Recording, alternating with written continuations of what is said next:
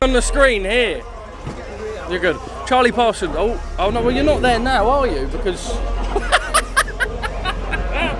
Charlie Parsons, I don't know what way the mic is, do it this way. The Boxing Social in association with William Hill and Empire Fight Store. It's a big one. We came in, there's music going on behind us.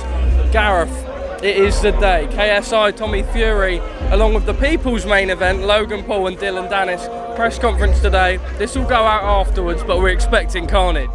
Absolutely. It's always a big event when these guys come together. The biggest influence in the UK meets British boxing dynasty, Traveller dynasty in the Furies. Logan Paul, one half of the kind of troublesome Paul brothers, against Dillon Danis, an old friend of mine from Bellator days, who annoys himself on social media. You know, I remember the days we said he was running Bellator. He's an extraordinary character as well. He's already had some things to say to me about Logan Paul. It wouldn't surprise me if those two go to the mat and start wrestling, by the way, and end up in a tag team, because you just never know what's going to happen with those two. It's an amazing atmosphere here, as always. Whatever you think of the crossover of boxing misfits and the influencer world, and obviously they marry with Tommy Fury and KSI. I think KSI's bitten off an awful lot against Tommy Fury. I don't know. I mean, he's got huge cojones for doing it. Like, it's 4,000. Callis Allen was telling me we'll open it for 2,000, see what happens. They got 4,000 young people queuing to come into this weigh-in today. It's quite extraordinary. It's a phenomenal thing. I'm here involved with Talk Sport today, doing some interviews, some stuff with Boxing Social. Just had my episode 11 with Johnny Fisher and Kane Baker. Don't miss it. It's funny, emotional. I mean, Johnny's amazing, and he's living the life. Kane Baker is what boxing, he's one of the unsung heroes of boxing, and you'll see why on this week's show. Gareth, let's go into, you mentioned you've spent a little bit of time and you spoke with Dillon Danis.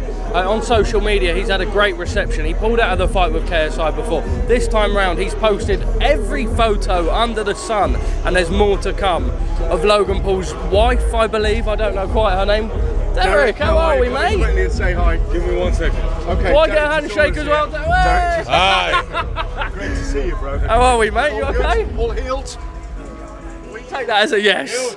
Yeah, he heals quickly, that man.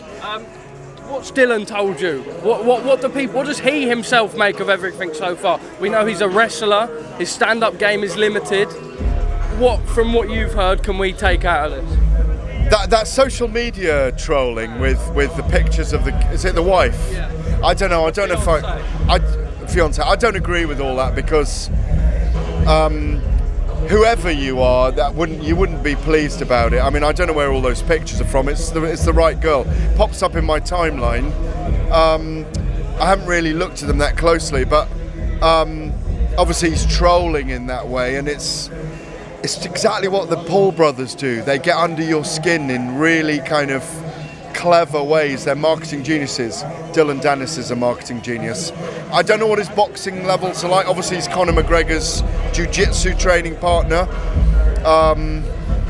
Had a good chat to him just now. He's a fabulous character. And he says, Paul better turn up, because I'm going to knock 6 bells out of him, and then I'm going to knock him into the future and then knock him into the past. He seems really up for it. He seems big as well. I think they'll probably end up fighting at about 200 pounds, won't they? Round about cruiserweight, I think. What did he fight at in MMA? Can you remember? I think he was welter, so it's 170. I'm pretty sure it was 170, but he was very much a ground fighter. Wanted to get people. He's a brilliant jiu-jitsu artist, so he's got decent stand-up. But it's two guys who aren't boxers boxing each other. One guy's a jits guy, one guy's a wrestler, really, because Logan's a wrestler, but he's done 8 rounds with Mayweather, trying to throw those huge... KSI a couple of times years ago. KSI a couple of times. I was at the big one in Los Angeles. Amazing night that was. Amazing, because it was just so different. yeah, let's just hope that fight happens. It brings numbers. Let me ask you about the main event. KSI versus Tommy Fury. Tommy, fair play to him. Where props are due. I know there's always criticism, why have you not done it the traditional pro route, but to earn the sort of money that he'll be earning against someone like KSI, it was Jake Paul. If he wins this fight, that Jake Paul rematch is there, the KSI rematch is there. Not many boxing fans giving KSI a whiff in this fight, but also I think that's where it becomes a little bit exciting. No one's really ever given KSI much of a go in this boxing career, especially compared to Jake Paul in the pro ranks. What do you make of the main event? Well, he's got very fit, he's very committed to it under the Dimitriades brothers at Shoot Fighters. I spoke to Alexis about it a couple of weeks ago, and he said that the levels that KSI is going through and putting himself through are just extraordinary. Yeah, I mean, you've got to pick Tommy Fury. If you're a boxing nut, you pick Tommy Fury to win the fight. But there's an X factor about KSI. He's just got an X factor. He doesn't give two hoots. He's an incredible character. He's got nothing to lose. He's only gaining the whole time. He believes he can do it. He's a smaller man than Tommy Fury. I think all the pressure's on Tommy Fury again, as it was against Jake Paul. I think Tommy Fury gets it done. Rather like, aren't the Furies lucky at the moment? Tommy Fury's getting to fight guys who are influencers, and his brother Tyson Fury is about to be in a mammoth event. It will be mammoth, to open the Riyadh season against Francis Ngannou on October the 28th. In potentially one of his biggest earning nights, and going forward probably more events over there. So, you know, people don't just get this out of the blue, they earn it over a period of time, over a long reign, a long dynasty. Yeah, so I think it shouldn't be that difficult for Tommy Fury, but he is a novice. He's a novice boxer, and I think all the pressure is going to be on him on the night, because KSI is just going to come at him like he does with everyone else. Just lastly from me, we saw a bit of back and forth between Eddie Hearn and Frank Warren at the end of last week. I think comments surfacing the Alicia Baumgartner stuff, Jake Paul, drug-free sport. Eddie then hit back, calling Frank a small hall promoter. We've always wanted them to cooperate. Doesn't really look like it's going to happen, but what do you make of it all?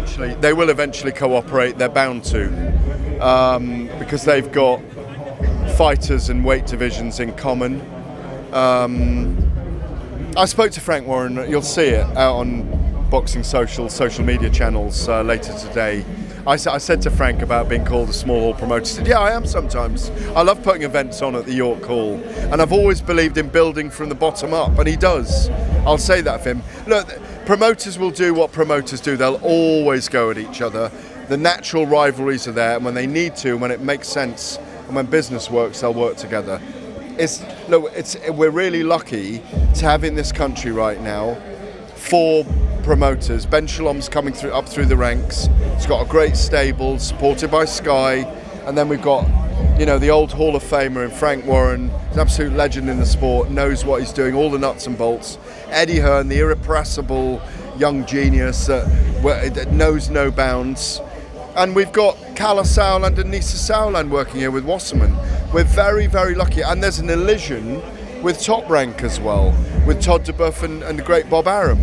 We're very, very fortunate at the moment that all these guys are in and around our milieu. It's a great time. Make the most of it, cheeky Charlie Parson. We'll make the most of it. It is 4 p.m. We believe that the press conference is imminent. Maybe catch up with you after, who knows, but we're in for a good one. Absolutely, my friend.